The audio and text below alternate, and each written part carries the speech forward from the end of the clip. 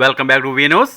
100 రోజుల పాలనలో చంద్రబాబు మంచి ఫలితాలు చూపించారు. 100 రోజుల పాలనపై అధికార ప్రభుత్వం నిర్వహిస్తున్న మంచి పాలన కార్యక్రమంలో భాగంగా నర్సీపట్నం మున్సిపాలిటీ 26వ వార్డులో ఇంటింటికి చంద్రబాబు సాధించిన విజయాల గురించి సభాపతి అయ్యన్న పాత్రుడు గారి సతీమణి మరియు 26వ వార్డు కౌన్సిలర్ చింతకాల పద్మావతి వివరించారు.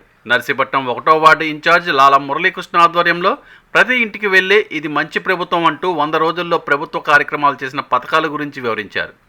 కౌన్సిలర్ ధర్మిరెడ్డి మధు 24వ వార్డులో కార్యక్రమం ఇంటింటికి వెళ్లి 100 రోజుల్లో అమలుపరిచిన పథకాల గురించి వివరించారు.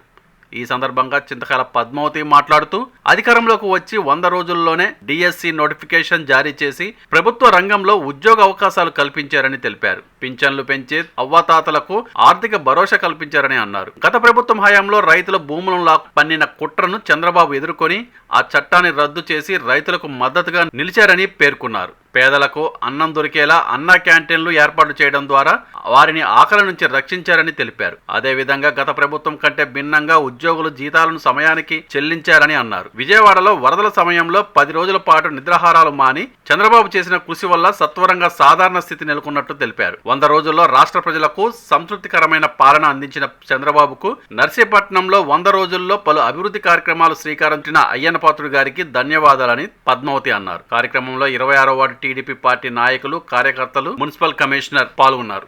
నమస్కారం అండి. మరి ఈరోజు ఎలక్షన్ అయ్యి చంద్రబాబు నాయుడు గారు ముఖ్యమంత్రి అయ్యి 100 రోజులు అయింది. ఈ 100 రోజులకు కూడా ఏ పనులు చేశామని చెప్పి మన ప్రభుత్వం తరఫున ప్రతి వార్డులోనూ ప్రతి ఇంటికి వెళ్ళి మీరు చెప్పండి అని చెప్పి ఆదేశాలు ఇవ్వడం జరిగింది సచివాలయాలకి, మున్సిపాలిటీకి. అదేవిధంగా మా వార్డుకు 26వ వార్డు కౌన్సిలర్గా ఇక్కడికి వచ్చామండి. మేము ఈ గత 5 సంవత్సరాల్లో కూడా మేము గెలిచి 3.5 సంవత్సరాలు అయింది. 3.5 సంవత్సరాలకు కూడా మేము ఒక్క మంచి పని చేయలేదండి. ఈ గెలిచి 100 రోజుల్లో కూడా ప్రభుత్వం ఇది మంచి ప్రభుత్వం అని చెప్పుకోవడానికి ఇది ఒకటే నిదర్శనం.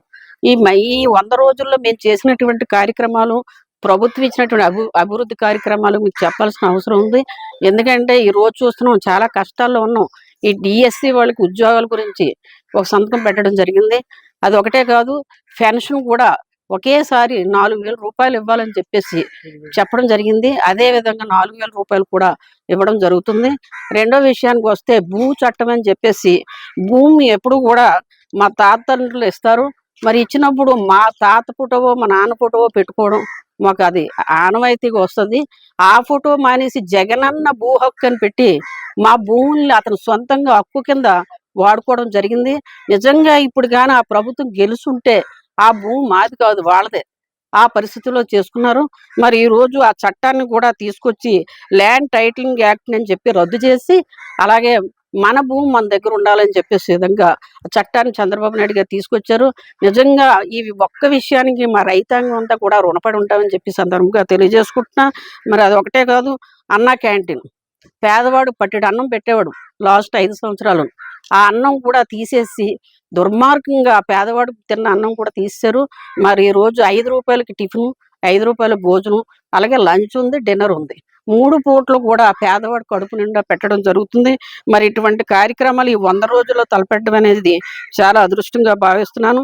అదొకటే కాదండి, ఈ జీతాలు లేక ఎంప్లాయర్స్ అందరూ కూడా డేట్లు చూసుకుంటూ కూర్చుండేవాళ్ళు. అలాంటిది 1వ తారీఖు వచ్చిందంటే ప్రతి ఒక్క అకౌంట్లో కూడా జీతాలు పడుతున్నాయి.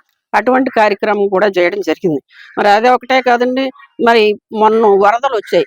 వరదలు వచ్చిన తర్వాత విజయవాడలో ఏదో ప్యాలెస్ లో కూర్చొని రెవెన్యూ డిపార్ట్మెంట్ ఆర్డర్ చేసేసి చేసిన విధానంగా చేయలేదు.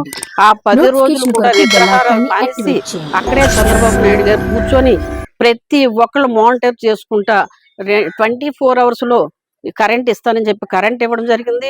అలాగనే ఎన్నో బాధలు పడి ప్రతి ఒక్కరికి కూడా ఫుడ్ వెళ్ళే విధంగా ఈ డ్రోన్ సహాయంతో కానీ ఇటువంటి సహాయాలతోటి ప్రతి ఒక్కరికి కూడా టిఫిన్ కానీ భోజనం కానీ వెళ్ళే విధంగా సహాయపడ్డారు. నిజంగా చెప్పాల్సింది, 100 రోజుల్లో మేము 5 సంవత్సరాల కష్టాలు కూడా మర్చిపోయి మా వార్డుకి, మా మున్సిపాలిటీకి ఇంత బాగా చేస్తున్నాను ఒక సంతృప్తి అయితే మిగిలింది. 100 రోజుల్లోనూ ధైర్యంగా మేము చెప్పుకున్న బాధ్యత కూడా ఉంది. ఎందుకంటే ఈ 3 సంవత్సరాలు ఏం చేసామంటే ఏం చెప్పలేని పరిస్థితిలో మేము ఉన్నాం. మరి అటువంటిది ఈ 100 రోజుల్లో మేము చేసామని చెప్పి గర్వంగా ఇంటికి వెళ్ళి మేము చెప్పడం జరుగుతుంది. నిజంగా ఈ సందర్భంగా మా అందరి తరపున కూడా ముఖ్యమంత్రి గారికి, అదే విధంగా మన స్పీకర్ అయ్యన్న పత్రి గారికి ధన్యవాదాలు తెలియజేసుకుంటూ సెలవు తీసుకుంటాం. జై చంద్రబాబు.